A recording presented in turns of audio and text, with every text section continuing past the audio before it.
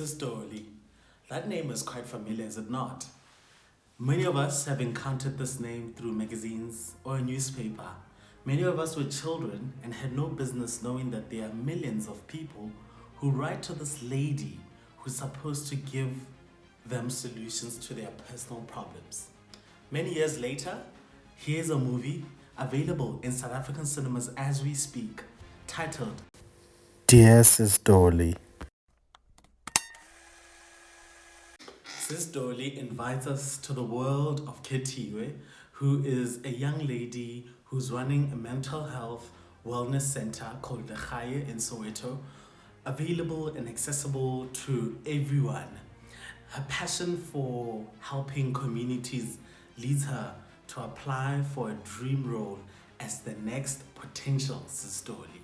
But that does not come any easy. Director Twigi Matiwana, written by Maha Nwana Mokhalong. Sis Dolly is a star-studded film starring Didintle Kono, Dino Langa, Standiwe Khoroge, Jerry Mufokeng, Makete, Natasha Tahane, Solomon Sobotoma, Abigail Kubeka, introducing Tato Muliane.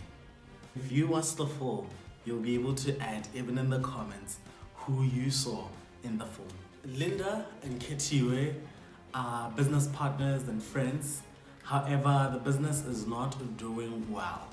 And Ketiwe, inspired by her love for helping others, takes a leap of faith to apply for this incredible role that she believes will change her life as the next Sis Dolly. She gets shortlisted alongside Abo and Nare.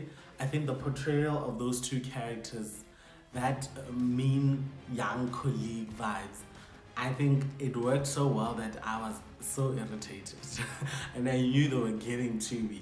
I knew that they were portraying it right, particularly because of that. And one of the things that they did is establish Nare and Ketiwe as these people who went to varsity and were always up against each other.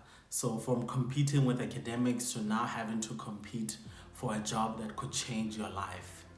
But like any other office chronicles, you get introduced to Melody MM, who is the boss editor-in-chief, who will be selecting the person suitable to become Sis Dolly. I think a beautiful moment, it cannot go unsaid. I think the scenes of Mr. Jerry Mofokeng Maketa, that portrayal of this legendary performer and young performers alongside him, like he owned his moments.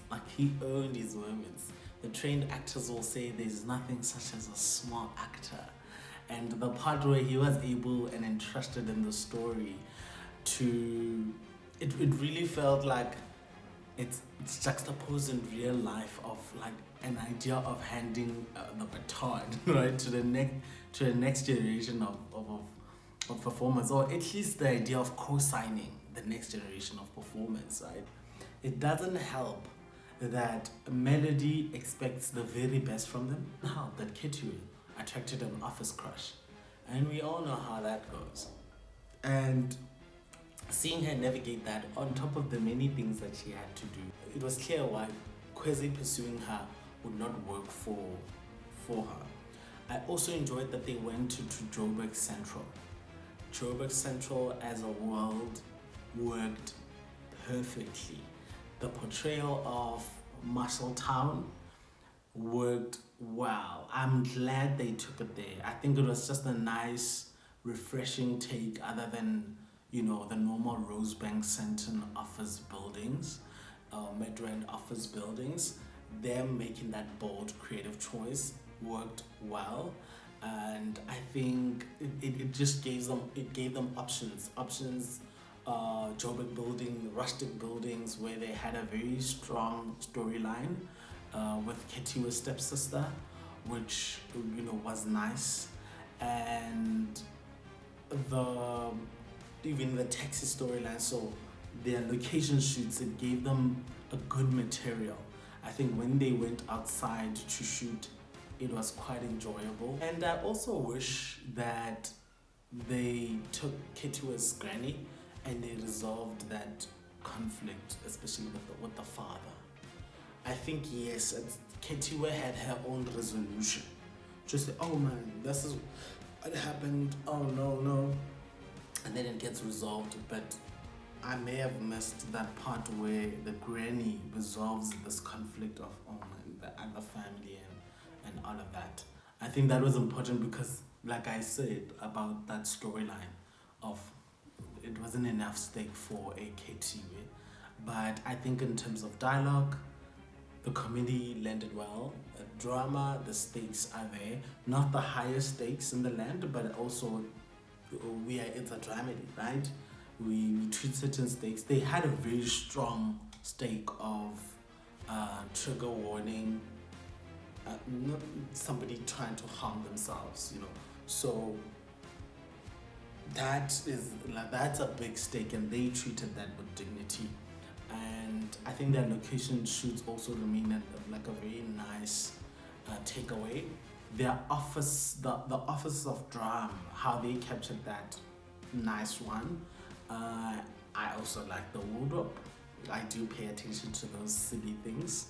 I really like the wardrobe. I like the hair choices of Melody, even the hair choices of Kitty.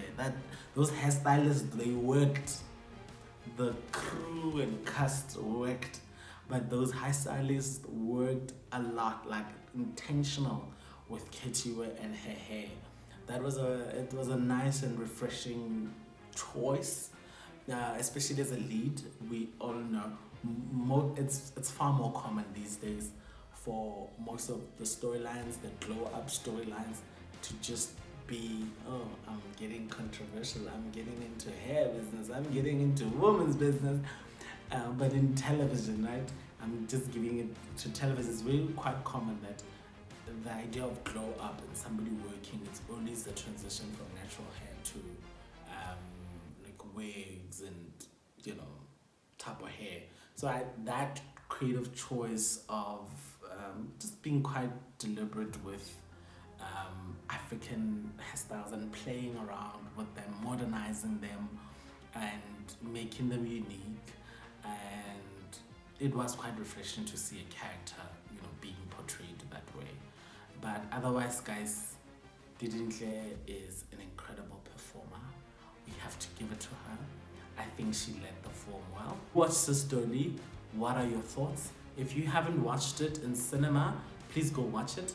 But if you missed it in cinema, I believe that it is a co-production with ETV. So I believe we'll be seeing it either on EVOD or on the ETV channel quite soon.